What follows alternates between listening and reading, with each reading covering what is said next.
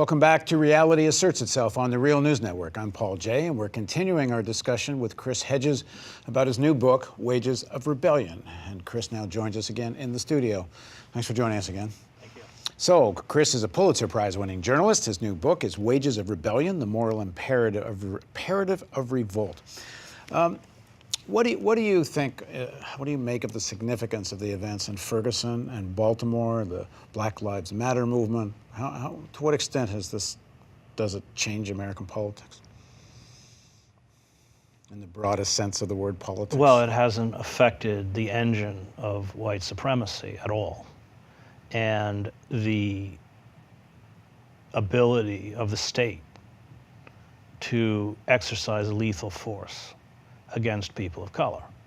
So you have marches through the streets of Baltimore, marches through the streets of Ferguson, and they keep shooting people right and left.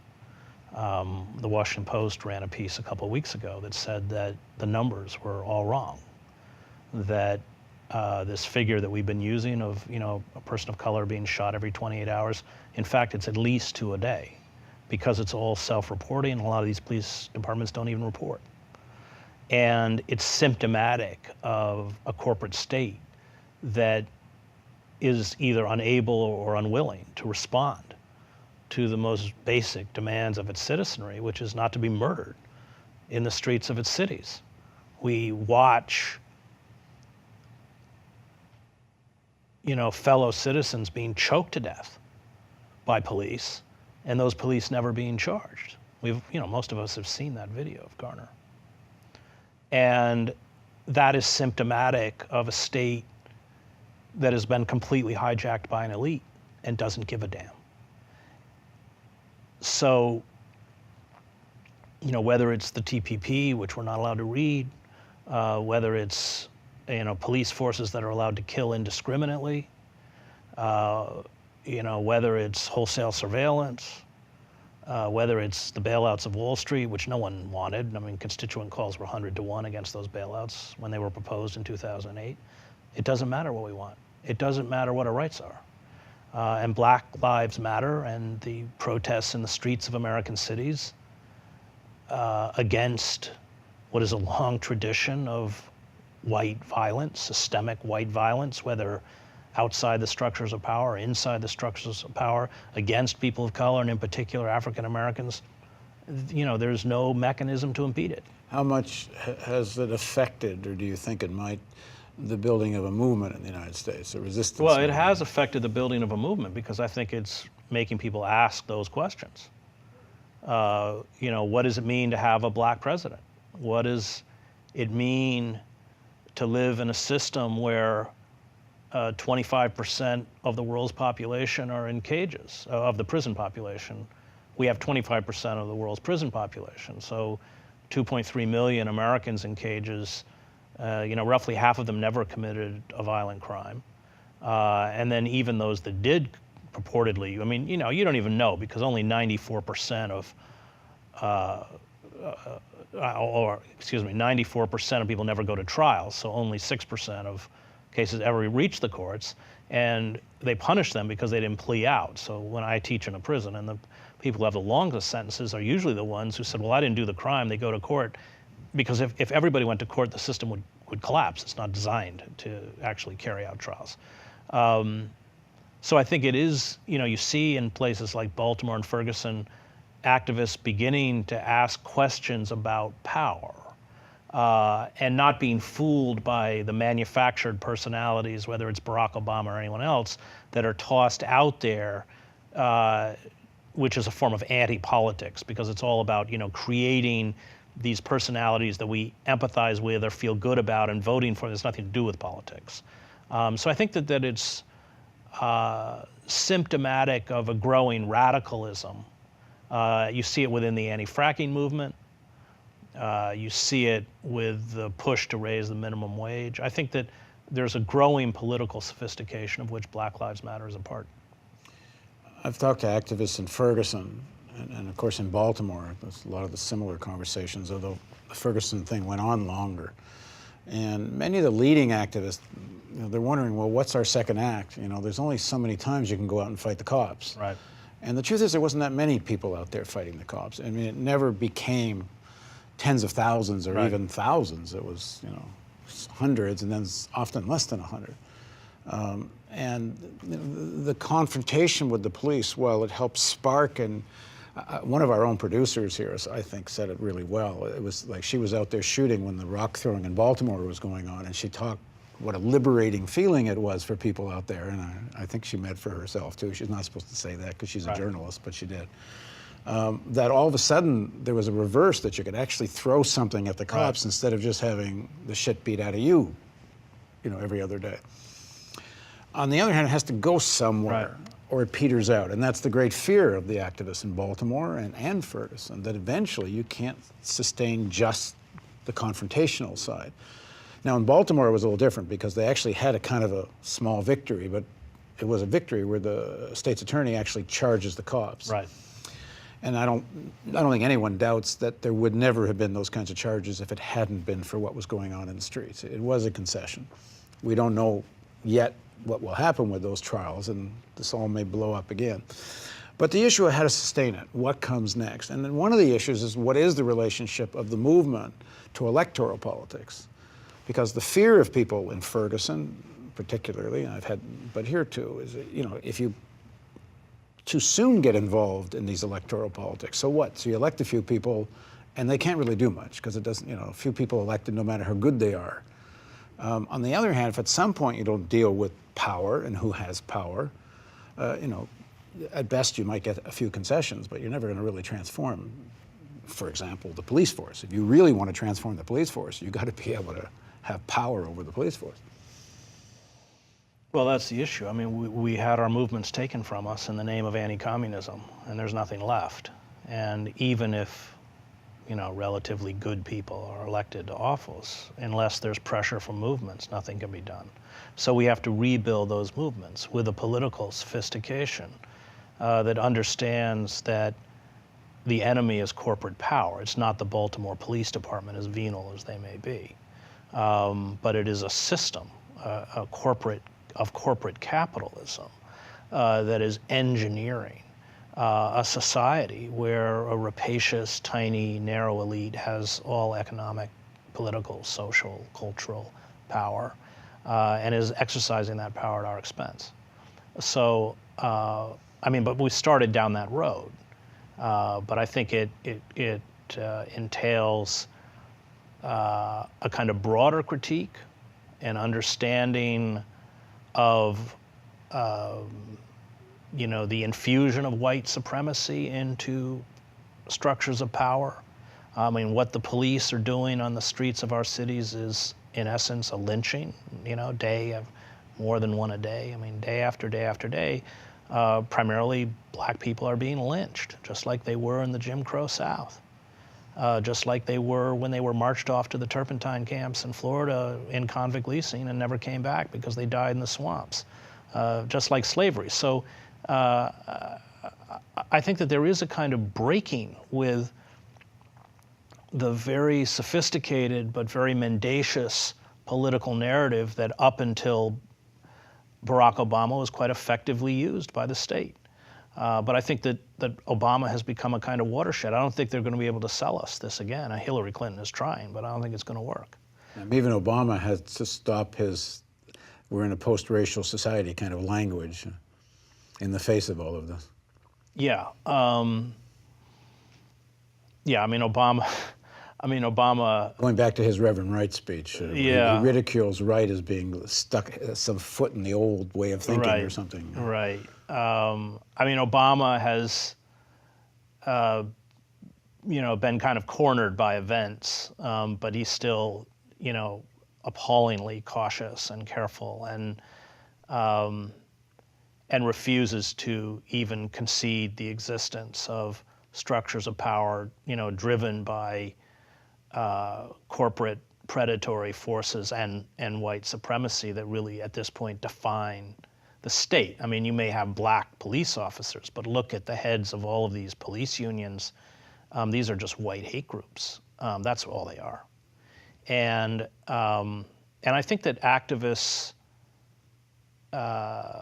are beginning to see and to ask those questions.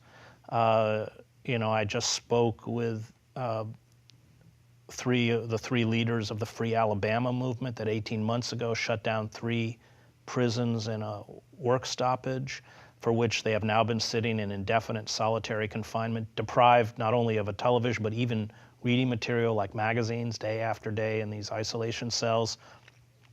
So how do you, I mean, I kind of know because you told me off camera, but how do you talk to them? Well, without getting into specifics, there are contraband cell phones that circulate in those prisons. It wasn't approved by the prison authorities. But they fully understand. They said, they were saying, don't protest in front of state houses. These people are all bought off.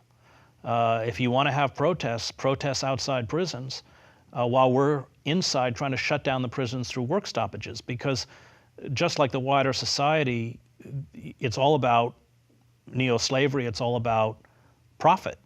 And if the state had to pay fair wages to those who work, and prisoners run those prisons, or had to bring in compensated labor, the entire prison system in the United States would collapse because it's designed as a form of neo-slavery.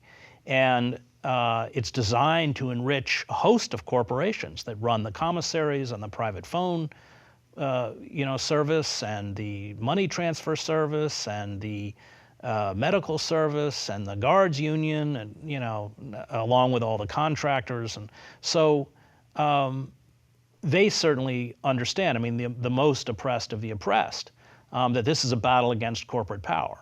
And until we break corporate power, nothing will change. And I think that consciousness is becoming part of these new resistance movements.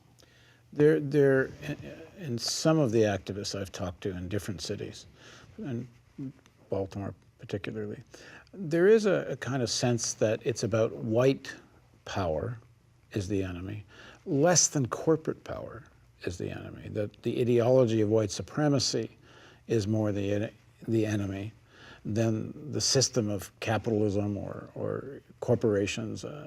Not that they don't have an analysis of how the economy works and who has access to capital and who doesn't. It's not without some economic analysis. But it does end up that black-owned businesses, and more a private sector solution, some change in public policy, but towards building black institutions, that's really the way to go, because they have zero faith that the white working class will ever do anything progressive. Right, but black-owned businesses, once they become successful, have a habit of selling out the black underclass, and that's what we've seen. So for the upper, let's say 25%, 20% of African Americans who have been integrated into the economic system, life is okay. But for the 70 or 80% of African Americans who have been left stranded, in a kind of post-industrial America, life is worse than when King marched in Selma, or Memphis or anywhere else. And there's been a betrayal by black elites, which has replicated the long betrayal of white elites who are quite willing to kind of turn the other way when they're doing okay. And that is a question of capitalism. It's a question of human nature. It's kind of beyond race.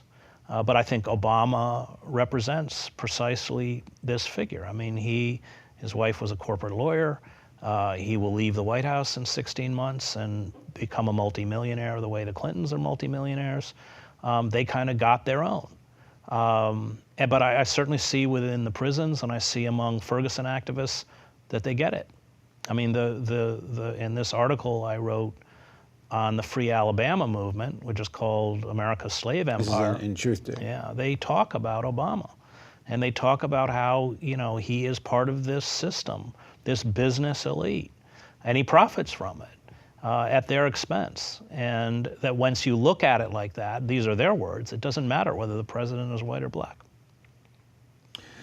You get to go all over the country, all over the continent, even the world, but traveling around the United States particularly, how much do you see, is there an organizational forms emerging or that exist where you have black and white activists in broad fronts dealing with the situation. It's interesting in Baltimore that about 3-4 days into the week, and they call it the Baltimore Uprising. I think it's better to call it the Baltimore Resistance. I don't think it quite met the bar of an uprising, but whatever. But about 3-4 days into the week, protests started, white students started joining. And it got to a point where there were hundreds, and by, I think it may have been at some point, several thousand white students, or white youth at any rate, joining black youth in the streets.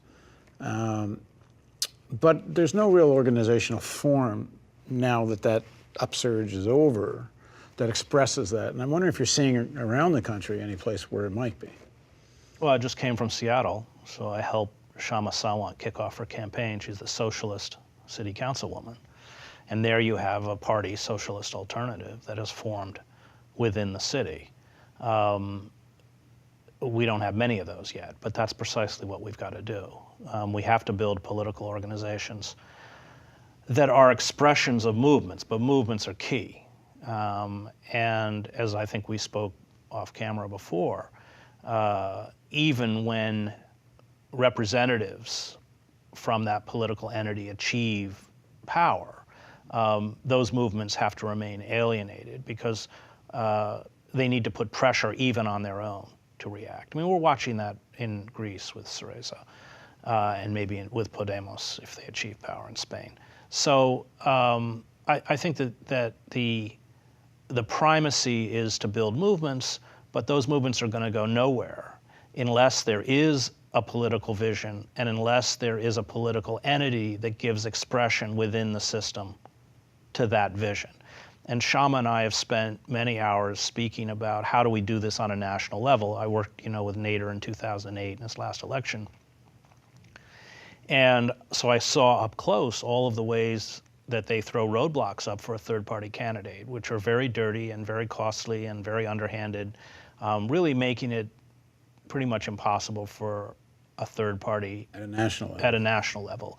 And yet do you still try and build some kind of expression so that the word gets out there with the understanding that that political entity is meant to feed the movement, not to hold an election and then go home and it's an end in and of itself. And some people have criticized Ralph for not doing that. But I think she's right. I think there needs to be a political, Syriza 10 years ago was only polling 4%. And we do need it somehow. I mean, we've toyed with the idea of getting money and renting an abandoned farm because you want to do something like the freedom movement where people who don't have economic means participate and going up for 3 days and putting up tents and writing up a socialist agenda that everyone approves and maybe even proposing a candidate. I don't know, but we need something like that on a national level. Well, it seems to me what's happening in Seattle, and to some extent you could see it in Jackson, Mississippi and for Richmond, a while, too. and Richmond. It's at the city level where there's a possibility for real breakthrough. It's local, right. So, and you have that in and Baltimore. Maybe some small states after that. Right, well, you got to start local. Which is what she's done. Now, what you've seen in Seattle is the Democratic establishment nationally is throwing everything they have to destroy her, which is, of course, what happened with Nader. It was the Democratic Party that after 2000 set out and I think effectively destroyed Nader, marginalized Nader. And that's what they're doing to Shama because because she exposes them for what they are. In the way that, and I'm not a supporter of Bernie Sanders, but on many levels we can start with Palestine, but he is exposing Hillary Clinton for what she is. And that may be far more devastating to the Clinton campaign than they realize. Hillary Clinton is trying to run like Barack Obama, and this is always the problem. It's like it's all those old generals who fight the last war instead of the first war. It's how the French lost World War II. Obama worked because he was a non-entity. Nobody knew who he was. He was able to build a grassroots enthusiasm while sucking down in 2008 more money from Wall Street than his Republican rival. Clinton, I don't think can do that. I think the real inroads we will make is local. I know that's why you're here. It's why you should be here. It's where the hope is. And yet, on the other hand, let's say the global financial markets crash again, which I think is kind of an inevitability. I'm not predicting when, but it's not a sustainable system. When that happens, you don't want to be reactive. You want to be ready. You want to have something there as an alternative. So I would say yes, put up a national movement, a national expression of a radical kind of socialism, so that when things go down, you already have an address. Okay, we're going to continue this discussion with Chris Hedges on Reality Asserts Itself on The Real News. Please join us.